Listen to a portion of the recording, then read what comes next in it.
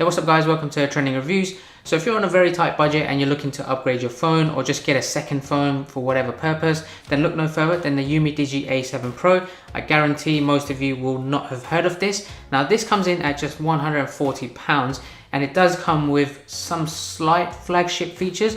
Why so cheap? Let's go ahead and look at the specs and see the performance and see if it's actually worth you guys to buy. So let's get straight into it.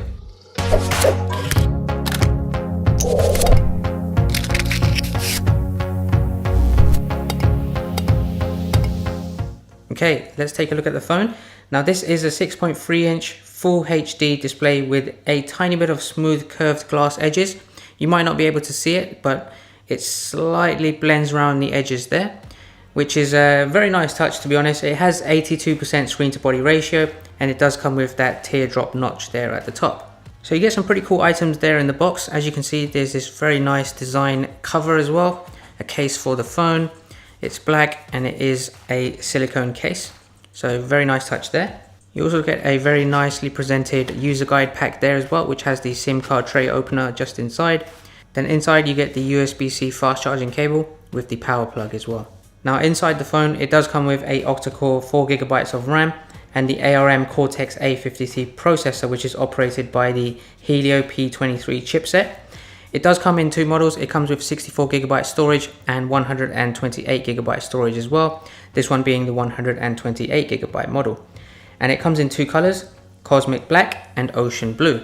This one is Cosmic Black. As you can see, it does have a glass back as well, so you are susceptible to get fingerprints all over them. Now, as you can see from the back as well, it does have a fingerprint scanner there, which is a nice touch, and I've always been a fan of these as well, much like the ones you used to get on the Google Pixel phones. So that is very nice. And it does have a quad camera setup there as well, with a slight bump to the camera.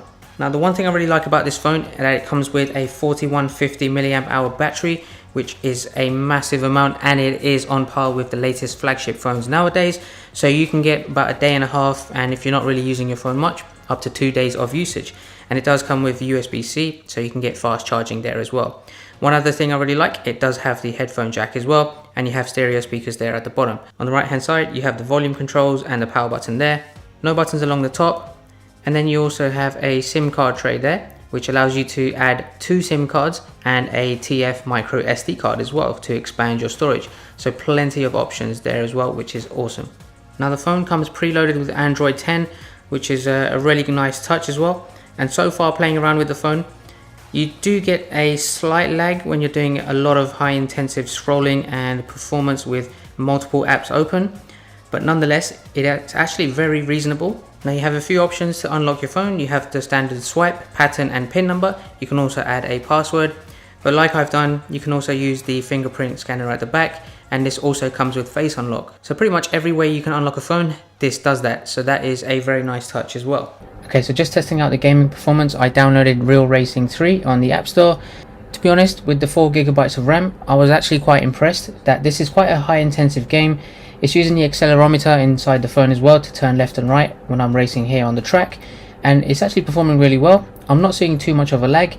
There is some occasions where it does skip a frame as well here and there, but it's not so noticeable and it doesn't happen too often. Now as you can see, it's performing really well.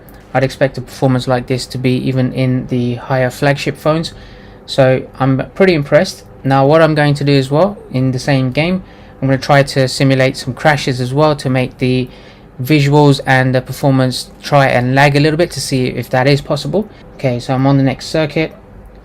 I'm trying to vibrate the car as well by crashing into the walls to see if it actually causes any lag or if it skips some frames. But of course this phone has a very low refresh rate compared to like the top end ones nowadays that you get 90 and 120 even sometimes. But even then, as you can see, it still performs very well, and if I do reverse, there's no real issues that I've experienced. So all in all, I think you can use this pretty much with any type of game on the App Store. Now just to note, I do not have any background apps running. I suggest when you are gaming, don't have any other background apps running, because that could probably slow this down a lot more. Now with the camera setup, it does have a 5 megapixel macro camera there, which you can get as close to as 2 centimeters. Then you have a 16 megapixel ultra wide angle camera with 120-degree field of view. Below that you have another 16 megapixel main telephoto camera there with f1.8, And then lastly, you have a 5 megapixel depth of field 1.8 as well, which has a built-in super night mode. The front camera is also a 16 megapixel selfie camera as well. Now in terms of the video recording, you can only record at 1080p at 30 frames per second on both the front and the back cameras. Now let's go ahead and take some sample photos and videos with this phone and see how they come out. Okay, let's take a look at the main camera for some simple photography, set with the HDR mode on, but the AI image enhancement turned off. In this first pic, the image seems a little overexposed with no deep black colorization. The top I'm wearing is a deep black color, but here it seems to be a little bit dark brown, but everything else seems bright and clear. Now this is where the sun disappeared behind the clouds, and you can now actually see the darker color of my top and the true tones of the picture, so this is a lot more impressive. In this next picture, there definitely is a wide range of color accuracy in the flowers, but it lacks a stronger sharpness that I'd expect. But that's something that can easily be edited once the picture is taken with an app like Google Photos, for example. This last one is a mix. I came out very clear in this one, and the exposure, the saturation and sharpness of myself seem quite accurate. However, the background in the distance is very washed out and the sky is completely overexposed. Additionally, the tree branches above my head are a little blurry too. So in conclusion, I would say that using the main camera in the right lighting, you can actually get better than expected pictures, but overexposure is one to be aware of when you have very bright light using this lens. Moving on to macro shots, I left this on 4:3 ratio and there is no AI or HDR options when in this mode.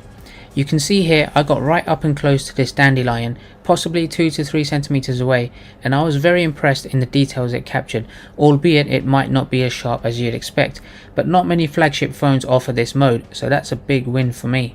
Again, same scenario but with this daffodil. The phone was so close, nobody was even able to see what was behind my phone when I was taking the picture. And the results were pleasantly surprising too. The shadow of the phone didn't take away from the bright yellow color of the flower when it came out. But if you keep the phone about 5 centimeters or more away from the actual subject, then it stops becoming a macro shot, and as you can see, it can become a little blurry, just like this example. Here I wanted to showcase the difference of how wide you can make your shots from the main 16 megapixel lens to the ultra wide 16 megapixel lens. In this first pic, it's very bright. Bit of lens flare, but when you look at the ultra wide in the 4:3 ratio, the lens opens up to more light intake, ultimately leading to an adjustment of colors in the picture, which in this instance is dramatically different. The wide angle itself is impressive, but the image can seem a little skewed, kind of like a fisheye lens, and it's at this point hard to even make myself out. In this example, you can immediately notice the difference in the shadows, the contrast and the exposure. Yes, it does a great job in pulling back a very wide field of view, but at the cost of reducing the image quality a bit more than you'd actually like. However, for the price point of this phone, I actually think it does a good job in that sense. So here's examples with the front-facing camera which doesn't have AI or HDR mode. Surprisingly, I actually think some of my best shots from this phone have come from the selfie camera. The image is super clear, and you can even notice the details in my hair with regards to the white hair I've unfortunately got going on. The top I'm wearing is not as deep black as it was in reality, but impressive nonetheless. I guess that has a lot to do with the lighting outdoors as well. Even on a sunny day, it's very detailed and less overexposed than taking pictures from the main back camera, but at a much longer distance. In terms of the video recording, this phone can only record up to 1080p max resolution, as you'd expect at this price of course, but if you were going to use this handheld to do recording, just remember there is no video stabilization, so the footage would be shaky just like this, so a gimbal would be needed. Quality of the video, however, is still not too bad. Alright guys, so I'm just recording a video with the front selfie camera to test out the audio. It's recorded currently at 1080p.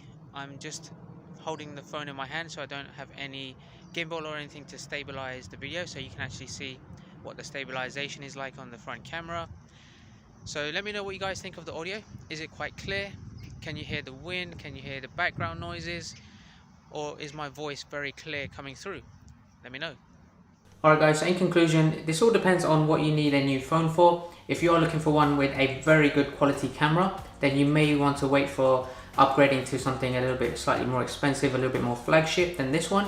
But if you want something that you can do day-to-day usage, check your emails, browse the internet, play some low-intensive games, maybe use this for one of your elderly parents or maybe for younger children, then this is the perfect phone for that. If you are someone that would like to take a second phone as a backup or something like that, again, I think this does an excellent job.